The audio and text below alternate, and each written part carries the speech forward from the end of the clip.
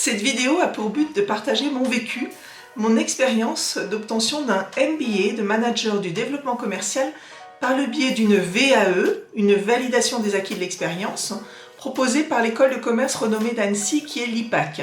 Si vous regardez cette vidéo, c'est que vous n'avez pas encore commencé votre travail de rédaction. Je vais donc vous donner quelques petits conseils pratiques utiles. Dans mon cas, j'ai créé une entreprise il y a 13 ans et du coup j'ai aussi créé mon poste de directrice commerciale. Suite à la vente de cette entreprise, j'ai constaté que les postes à pourvoir équivalents sur le marché de l'emploi requéraient un niveau 7 d'études, c'est-à-dire Bac+5, un master en commerce, marketing ou communication. Donc pour ne pas que cela soit un frein à l'embauche sur mon CV et aussi pour améliorer mon employabilité, je décide donc de pallier à cela puisque mon diplôme précédent est un BTS Tourisme en conception-commercialisation. L'objectif d'une VAE doit être clairement défini avant d'entamer ce gros travail d'introspection, de réflexion et d'écriture. Il y a 4 étapes principales, je dirais, lors d'une VAE. D'abord, c'est le choix de la VAE. Ensuite, c'est l'admission dans une école, la rédaction du dossier d'expérience et enfin, le grand oral.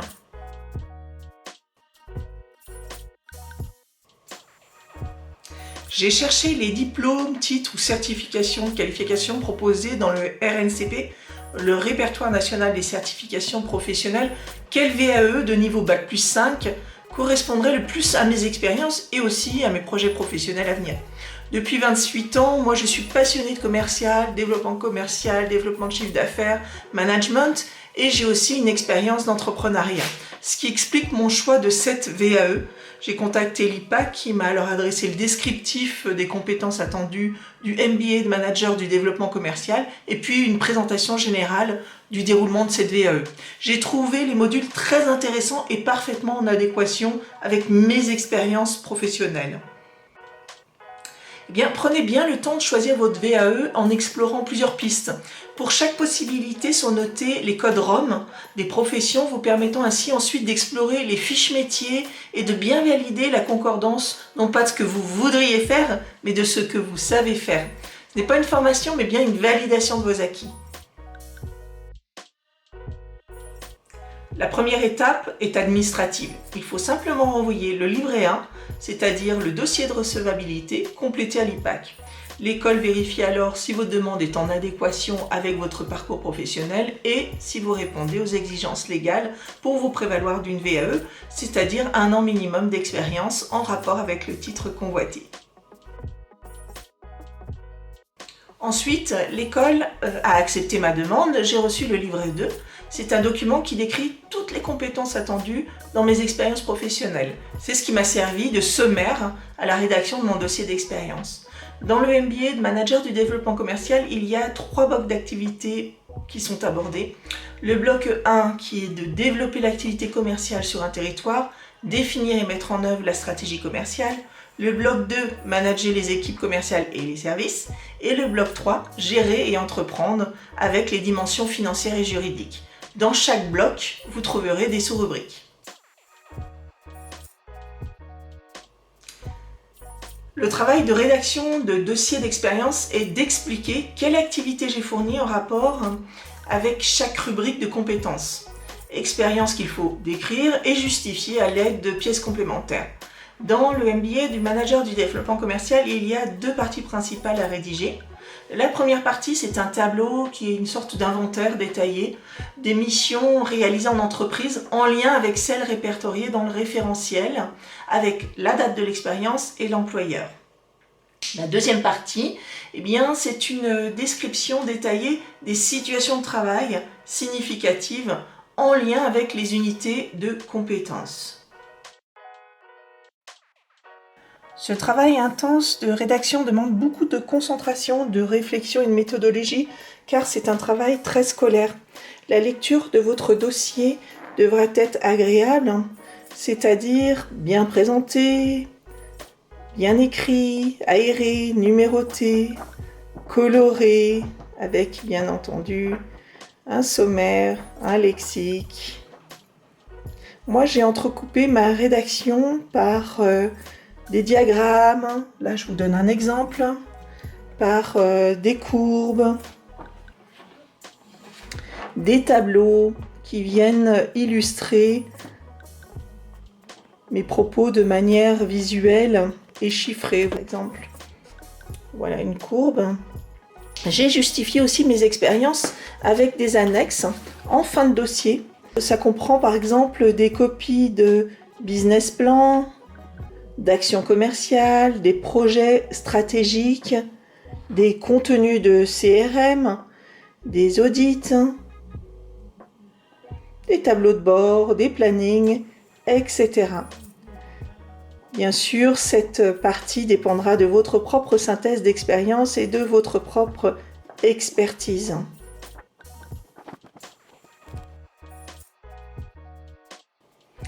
Alors moi, j'ai rédigé un dossier d'expérience de la taille d'un mémoire. Comme vous pouvez le constater, il est très gros puisqu'il contient au total 240 pages, soit 136 pages de rédaction, plus 104 pages d'annexes. Je ne savais pas du tout quelle taille de dossier était attendue, ni quel nombre d'annexes il fallait ajouter, puisque l'IPAC ne communique pas d'informations à ce sujet. Lors de l'oral, j'ai cru comprendre par le jury que mon dossier était trop important. Et bien du coup, j'ai eu le sentiment que mon dossier était trop long et qu'il avait été lu en diagonale par les membres du jury final, ce qui est un petit peu frustrant. Je vous recommande donc de faire un dossier moins important que le mien. Et bien au total, entre mes premières recherches de VAE et l'obtention du MBA, il s'est écoulé 6 mois. J'ai consacré 3 mois de journée à plein temps à la rédaction du dossier, en étant très concentrée, complètement immergée dans ce travail, qui demande véritablement de puiser dans ses ressources intérieures. Pour moi, je profitais des conditions idéales pour faire une VAE sans interruption. La plupart des candidats réalisent cette VAE sur plusieurs mois, voire sur plusieurs années, en parallèle de leur activité, ce qui est vraiment très difficile. D'ailleurs, le taux d'abandon est, je crois, d'environ 50%. Il faut être conscient que faire une VAE, ça exige de pouvoir s'isoler au calme chez soi, prendre de grandes plages horaires sur sa vie personnelle. C'est une vraie discipline qu'il faudra être capable de s'imposer et surtout, il va falloir tenir cet engagement sur la durée. Donc avoir une réelle motivation liée à un objectif concret. Le mieux est de se fixer un objectif de rédaction sur une période de données et donc d'être très persévérant et régulier. Alors l'accompagnement VAE n'est pas obligatoire, mais je le recommande. Cet accompagnement, il peut commencer dès le livret 1 et jusqu'à la préparation de l'oral. Vous pouvez aussi choisir un accompagnement juste pour l'oral ou simplement faire la correction des fautes d'orthographe et de pagination par exemple des cabinets de correcteurs de mémoire, sachant que la présentation, la mise en page de ce genre de dossier sont des informations faciles à trouver sur le net. Personnellement, j'ai choisi de me faire accompagner pour cette VAE, mais c'est sur ce choix que j'ai fait une erreur, car je n'ai pas pris assez le temps de rencontrer plusieurs accompagnateurs de VAE afin de pouvoir comparer leur méthodologie, leur savoir-faire, leurs références.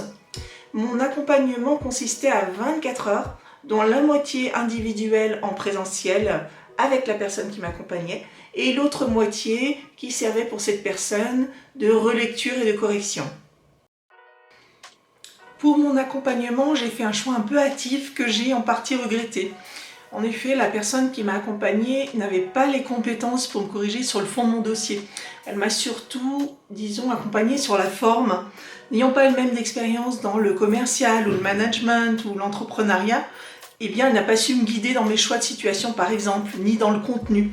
Du coup, j'ai été un peu déçue car j'imaginais que mon accompagnatrice saurait me dire si le dossier était de la bonne taille, si le choix des annexes était pertinent, si le travail était de qualité. J'avais imaginé que mon accompagnatrice serait mon premier juge. J'attendais plus d'aide de sa part. Avec du recul, j'aurais soit choisi une personne ayant eu de l'expérience dans mon domaine d'activité, soit j'aurais tout simplement choisi l'accompagnement proposé par l'IPAC. Cette option était indiquée dans le dossier de présentation de la VAE de l'école, mais malheureusement je n'y ai pas prêté attention et cette solution n'a jamais été valorisée par l'école. Donc je n'ai pas pris conscience en fait de la pertinence de préparer mon dossier avec l'école elle-même tout simplement. Et je pense que ces accompagnateurs-là auraient été les mieux placés pour me guider. C'est vraiment dommage que l'IPAC ne convienne pas, par exemple, d'un rendez-vous téléphonique à la genèse du projet de la VAE afin de parler de ces choses-là. Vous l'avez compris, le choix de votre accompagnateur est vraiment primordial. L'accompagnateur est un élément favorisant de votre réussite. Indépendamment de ses qualités humaines, chaque accompagnateur est plus ou moins adapté à un niveau de diplôme et à un secteur d'activité. À la demande de l'IPAC, j'ai envoyé en colissimo mon dossier relié et imprimé en verso, en couleur et en 3 exemplaires avant une date butoir qui était 1 mois environ avant l'oral. J'ai envoyé également la version numérique par email. C'est une vraie satisfaction personnelle de voir enfin son travail fini et retourner à l'école. J'avais 1 mois pour préparer mon oral. Bien que je connaissais parfaitement mon dossier puisque je l'écrivais depuis 3 mois, la préparation de l'oral est également longue et fastidieuse. Il a fallu que je réduise et que j'extrais l'essence de mon dossier d'expérience en une présentation orale de 20 minutes. À mon avis, il n'est vraiment pas possible d'improviser une présentation de 20 minutes si vous voulez la rendre impactante, pertinente. Moi, j'ai choisi d'apprendre par cœur afin que je puisse la présenter de manière naturelle le jour J. Comme j'étais en période Covid avec des contraintes sanitaires, le passage devant jury n'a pas pu se faire à l'IPAC et du coup il a été prévu en visioconférence, ce qui rend l'échange moins convivial je trouve. Les membres du jury étaient 4, dont 3 enseignants de l'école et un chef d'entreprise en activité. Alors parfois malheureusement le débit internet étant trop lent, je me suis retrouvée à parler face à un écran noir car les caméras des juges avaient été coupées. Alors ce n'est vraiment pas agréable pour la petite anecdote. Le jury était agréable, bienveillant. L'objectif de l'oral, ce n'est pas de vous piéger de toute façon, c'est simplement d'échanger et de vérifier que vos compétences soient à la hauteur du diplôme visé. Après ma présentation d'une vingtaine de minutes, ils m'ont posé des questions plus ou moins scolaires selon les membres du jury. Par exemple, quelles sont les qualités principales d'un manager? Votre politique de prix des hébergements était-elle un levier de régulation des ventes? Qu'est-ce qui explique cette hausse soudaine de chiffre d'affaires à telle date sur ce graphique, etc. Bref, n'ayez pas peur, il n'y a personne de mieux placé que vous pour parler de votre propre expérience.